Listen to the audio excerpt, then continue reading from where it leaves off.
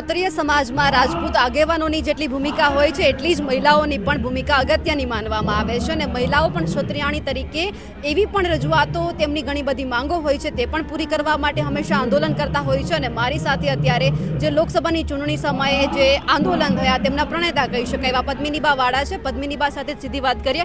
પદ્મિનીબા, નિર્ભય ન્યૂઝમાં સ્વાગત છે. જી, જય માતાજી. Thank you so much. આજે તમે ક્ષત્રિય સમાજના જે આ મહાસંમેલન છે એમાં આવ્યા છો, તમારી કોઈ માંગ છે, સ્પેશિયલ માંગ? બસ એક આ સમાજને જે નામ આપવામાં આવ્યું છે કે ફક્ત ને ફક્ત આમાં સમાજનું જ કાર્ય થવું જોઈએ, આમાં કોઈ રાજકારણ ન આવવું જોઈએ. બસ મોટામાં મોટી મારી માંગ એ જ રહેશે કે એક સમાજની જ વાતચીત આ મંચ ઉપર થવી જોઈએ. એ બહુ મારા માટે મોટી વાત રહેશે. જી. અને દીકરીઓ માટે તમે કોઈ માંગ મૂકવાના છો? જે ચોક્કસપણે કે જે દીકરીઓને અત્યારની સદી અને અત્યારના ટાઈમ પ્રમાણે કે જે એજ્યુકેશન જે જોઈએ છે, તો એવું નથી પહેલાંનો જે ટાઈમ હતો એ અલગ હતો કે અમારા સમાજમાં કે ઘૂંઘટ કાઢીને ઘરમાં બેઠા રહેતા. અત્યારે એ ટાઈમ નથી. અત્યારે દીકરીઓને દીકરીબાને એટલા બધા એજ્યુકેટેડ બનાવો કે એ કોઈ પણ પરિસ્થિતિનો સામનો કરે અને શિક્ષણમાં દીકરાઓ દીકરીઓ બધાને જ એટલું બધું સ્ટડી કરવું જોઈએ અત્યારે જમાના પ્રમાણે, ટાઈમ પ્રમાણે. તો અમારો જે મંચ છે એની અત્યારે મેઇન વાત તો એ જ છે કે ભાઈ આપણે શિક્ષણ તરફ વધીએ, એકતા તરફ વધીએ. બસ એ જ એક મોટી વાત છે. પદ્મિનીબા, મેં હમણાં તમારો કરણી સેનાના એક કાર્યક્રમમાં સાંભળ્યું હતું ક્ષત્રિય સમાજમાં ભાગલા પાડોની અને રાજકારણની નીતિ ચાલી આવે છે. કેમ એવું લાગ્યું તમને? બસ એ મારા અલગ વિચાર હતા અને ટાઈમ પ્રમાણે વિચારો અમારા બદલાતા રહે છે. એટલે હવે એવું ન થાય આગળ જતાં, એવું હું એક આશા રાખું છું કે આ મંચથી હવે બીજો કોઈ મંચ ભાગલા ન પડે એવું હું આશા રાખીશ. જી. એટલે અલગ અલગ જૂથ કામ કરે છે ક્ષત્રિય સમાજમાં? અલગ અલગ જૂથ તો જો આંદોલન દરમિયાન જોયું જ હશે કે અલગ અલગ બધું થયું, એમાં થોડોક અમને બહુ રિઝલ્ટ ન મળ્યું. એટલે મંચ એક હોય અને એક મંચ ઉપરથી કોઈ પણ લડાઈ અથવા તો કોઈ પણ અમારે કામ કરવું હશે તો બહુ સારી રીતે થઈ શકશે. ત્યારે તમારી માંગ નથી સ્વીકારાઈ, પણ અત્યારે જો તમે માંગ મૂકશો તો સ્વીકારાશે? જી ચોક્કસપણે. માંગ તો આપણી કાંઈ એવી જ નથી કે ભાઈ એક જ છે કે ભાઈ સામાજિક રહેવું જોઈએ.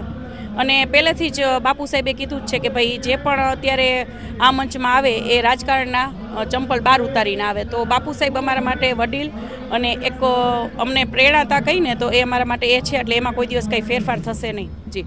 ક્ષત્રિય સમાજમાં કંઈ સુધારો લાવવાની જરૂર છે?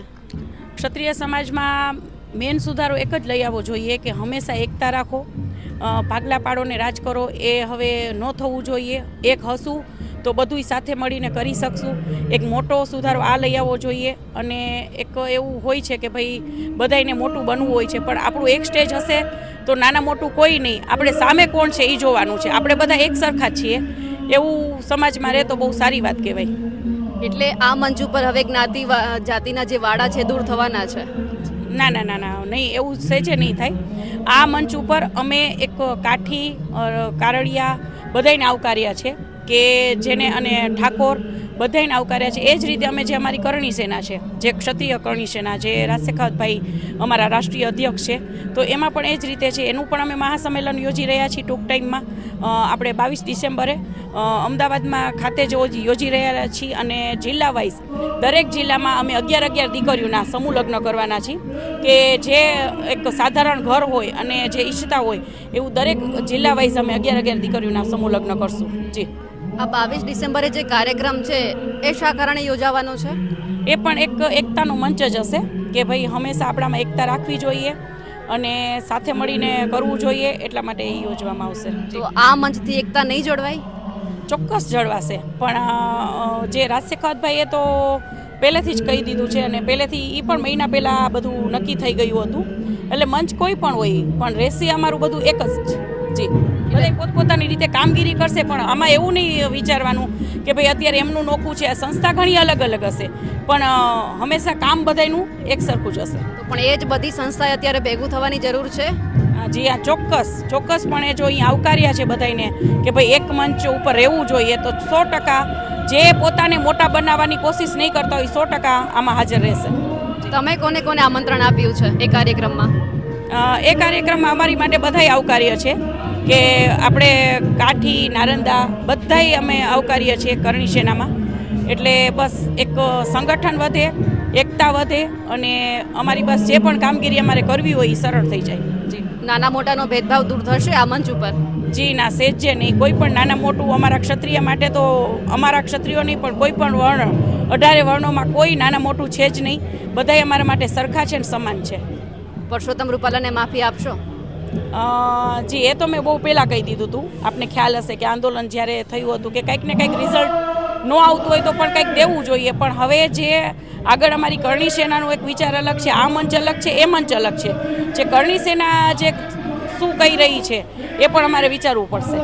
તો એના ઉપરથી તો એવું સ્પષ્ટ લાગે કે ક્ષત્રિય સમાજમાં ભાગલા તો છે. ના ના ના ના, સેજે એવું તો નહીં જ હું કહું કે ભાગલા છે, પણ બધાય પોતપોતાની રીતે કામ કરી રહ્યા છે. જી, પણ અહીંયા વાત એવી થાય છે કે જે બધાના વિચારો અલગ છે, વિચારો આ મંચ ઉપર ભેગા કરવાના છે. 100%. પણ હવે અમે ટ્રાય કરશું કે વિચારો બધાના, એટલે જ મેં અહીંયા હાજરી આપી છે કે બધાના વિચારો એકજૂથ રહે. ક્યાંક ને ક્યાંક કોઈને સમજ શક્તિ, કોઈને હજી થોડોક અભાવ રહે, પણ એવું કાંઈ જ નથી. એવું ન હોય કે ભાઈ આમાં નથી હાજરી આપવી તો એ લોકો આ મંચ ઉપર નથી. કદાચ કોઈ કારણોસર આવી ન શક્યા હોય, બાકી એકતા તો આ મંચ ઉપર છે જ 100%. બિલકુલ. પદ્મીબા, આપ અમારી સાથે જોડાયા, આપનો ખૂબ ખૂબ આભાર. તો હવે જોવાનું છે કે ક્ષત્રિય જે મહિલાઓ છે તેમના પણ અલગ વિચારો છે. વિચારો ઘણા બધા છે, પણ બધા લોકો એકસાથે ભેગા થશે કે નહીં? હજુ એક આના પછી કાર્યક્રમ થવાનો છે, એમાં પણ જોવાનું છે કે ક્ષત્રિય સમાજ એક થવાનો છે કે નહીં. પદ્મિનીબાના જે વિચારો છે તેમને લઈને આપનું શું કહેવું છે કમેન્ટ કરીને ચોક્કસથી જણાવજો. સાથે જ નિર્ભય ન્યૂઝને લાઇક, શેર અને સબસ્ક્રાઇબ કરવાનું ભૂલશો નહીં. નમસ્કાર.